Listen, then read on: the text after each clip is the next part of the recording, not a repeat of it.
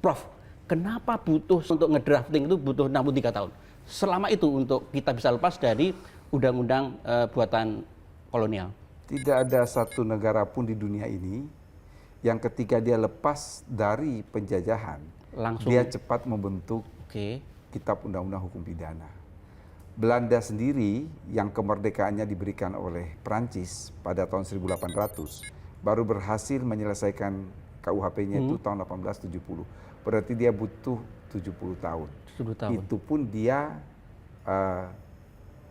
homogen ya. Oke. Nah, bisa bayangkan kita multi etnis, multi religi, multi culture. Kalau 63 tahun sampai 67 tahun itu belum lama. Bagi saya belum lama itu. Itu pertimbangannya Pak, apakah misalnya untuk memastikan kepastian hukum Ya, ataukah ada tidak faktor mudah lain? ya, tidak mudah karena setiap isu yang ditulis dalam kitab undang-undang hukum pidana itu pasti ada pro kontra, pasti menimbulkan kontroversi.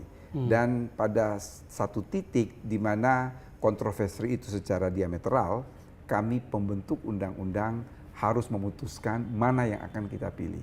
Bahkan terkadang kita mengambil jalan tengah. Saya suka dengan istilahnya Profesor Muladi, Indonesian Way. Ini adalah caranya Indonesia. Ini adalah hukum pidana ala Indonesia. Itu ketika kita sudah bertemu dengan hal-hal yang bersifat kontroversi dan secara diametral. Kalau secara diametral itu berarti yang satu ke utara, satu ke selatan, satu ke barat, satu ke timur.